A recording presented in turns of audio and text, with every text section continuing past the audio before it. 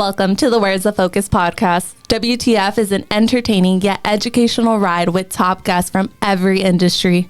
Knowing where your focus goes, your energy flows. Hosted by top-selling author, sought-after speaker, leading coach, and high-level executive in the financial industry, Daniel Manginelli. So, WTF. Welcome back, WTF. Charge. It's a game. It's like a baseball game. Like that. That's good. Isn't that football?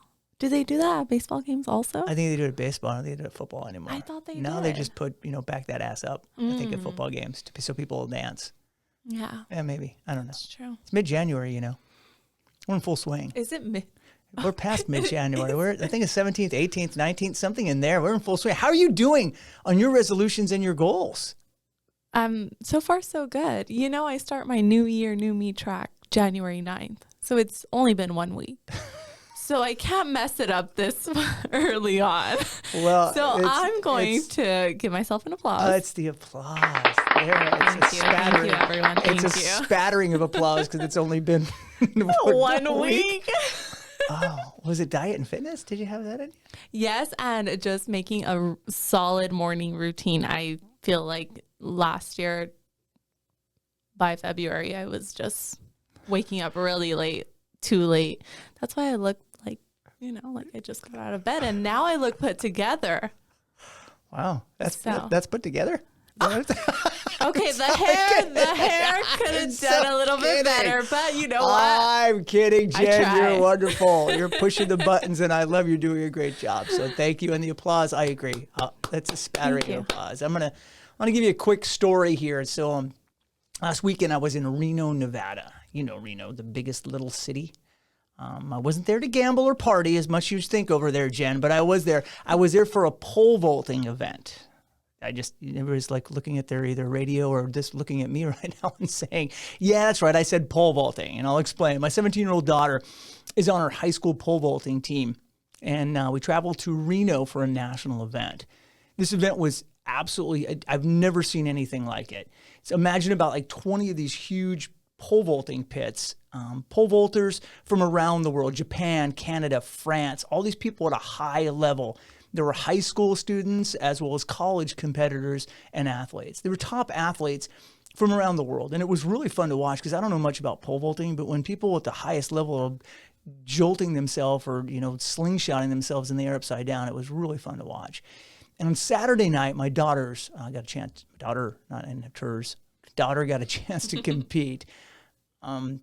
And when the competition comes, how it works is they have the pole and then they keep moving it up. And as it goes up, if you fail, you have 3 times before you can knock the pole off, the bar off of the height that you're supposed to go. So I'm watching, the first round. Here she goes, and she cleared the first one. So yay! And I'm moving right now, as you can see, because anybody that's a parent, if they have kids that play sports, if the kid's going to kick the ball, their parents are on the sidelines motioning this air kickness, or if their kid's trying to hit a ball in baseball, they're swinging with them. So that's kind of what you do. So the first one, she made it over. It was the second they moved the bar up, and she went second again, and she made it over that one. So now she's in the third round, and getting into that third, fourth rounds where people, you either win or you don't win in there. And the third try, they moved the pole up, and her first try she went, and no go. She knocked it off, didn't make it over. The second one came up, and she was really close, but she knocked it over again. So that third one, where the anticipation for me, and I'm sure for her, my stomach's churning, she's got this.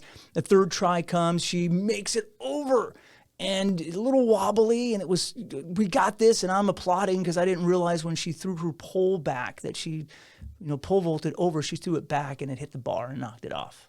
So she was out.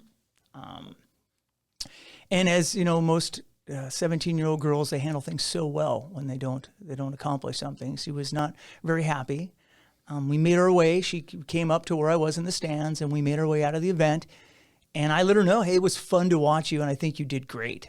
And as a dad, you're thinking that, what, man, this is what's going to happen. She's going to say, thank you, Dad.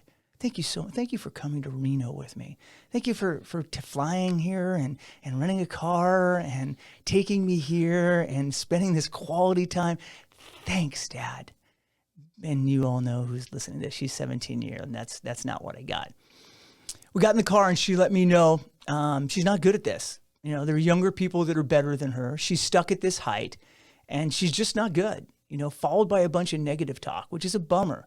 Negative talk about herself and making up stories what she thinks other girls are saying about her. The coaches must be saying that she's a failure, and the parents that are sitting in the stands say, I can't believe that one girl made it, but that McKenna girl didn't make it over, and all these things that happen. And when your child's hurting, especially at this age, you hurt even more. You want to give them this big hug, and you want to let them know that, you're the best and you did good enough, which in tune I did, but it, deaf ears, and she pulled away. And it was kind of a bummer. So as we were on the drive back to the hotel, I kind of wanted to ask her, and I wanted to figure out, what she really wants out of doing this. So I asked her, not only what do you want to do in this, but is pole vaulting what you want to do for a career? And she looked at me like I was crazy and said, what are you talking about? And I said, do you want to do this? Do you want to pull that for your rest of your working life? Is that what you want to do? You're so upset. She kind of looked at me puzzled and said, no. And I asked, do you enjoy pole vaulting? Do you like it? I mean, it's something that you actually look forward to doing. And she said, as I figured was going to come, is yeah, but I'm not good at it. I didn't ask you if you were good. I asked you if you enjoyed it. And then she said, I'm not doing your motivational BS right now, and put her headphones on and turned on music. So that's about how my drive went, about having a daughter that knows that you do a podcast and wrote a couple books and let me know that she's not doing it. Well, she couldn't get rid of me because we were rooming together in a hotel room. So she was still going to Dad wasn't going to give up. There was a really quiet walk to the hotel room. And after a few hours, she was on her computer doing some homework, and I was, the football game was on, and I was watching that, the playoffs, and, I let some time go by, and I figured it was time that she was ready to talk to me. And I repeated myself to her when she was kind of put her laptop down, and I said, I had fun these last, couple of days with you. It was a blast to watch you. And then I asked, does your pole vaulting define you? And again, she said, what are you talking about? I said again, does your pole vaulting define you? And she said, what does that even mean? So I said, do you enjoy the competition, right? I enjoyed watching it. I enjoyed watching you clear that last jump, but that doesn't define you as a person. What does, is being a friend, a daughter. The things that define you will be how you act and how you treat others, your faith, and how you handle adversity.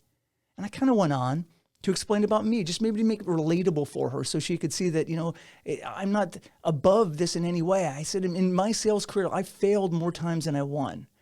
There are a lot more times that it seemed like I'm not getting better, and people that are newer in the industry I'm in are beating me. And I'm feeling like everyone is looking and talking about me, how I failed. And probably all not true, just bad self-talk. But none of them defined me as a man. My efforts and learning from each of them and each loss and striving to be better is what I do. And wanting to win is important. But how I treat others, my faith in God, the way I treat my wife, my children, the time I spend with the people I love, the positive words that come out of my mouth, those are some of the things that define me as a man. Now, she's looking at me with that basically glassy-eyed overlook, and now I'm feeling like I killed it with my father-daughter talk. Like this was it. This was the one that she's going to be talking to her husband and her grandkids and everybody about at the time that we were in a hotel room in Reno, and a big hug was coming. And I looked at her and I said, does that make sense? And she looked at me and said, whatever, and walked into the bathroom hotel room. And there you have it, people. Teenage daughters. But it's not going to stop me from continuing to try to learn. And I think it was a big part. So all of you got to be part of my parent therapy today as we went on. But I really think the main part of the story and why I'm talking about it, because it's so fresh in my mind for all of us, it is whatever you're going through, and maybe in life, but majority of your business, lost sales, tough times, people not wanting to meet you. Remember, none of those things define you as a human. Know your worth, know your value, have strong faith, and bring up others around you. Look, smiles are free. Don't tell yourself all those negative stories that you can start telling yourself every time something doesn't go your way and you spin out that way. Be the one that brings people up. And then keep that and remind yourself what defines you as a man or a woman. So, thank you for listening today, people. Any feedback on parenting, I'm always open for suggestions because I think I'm doing right when I come up to until my daughter tells me, don't give me any of that motivational BS, Dad. But I'm still going to try and keep her the same way. Email me at danmanginelli.com. I'm sorry, dan@manginelli.com. I'd love to hear from you. Until next week, my WTFers, have some fun and make dreams come true.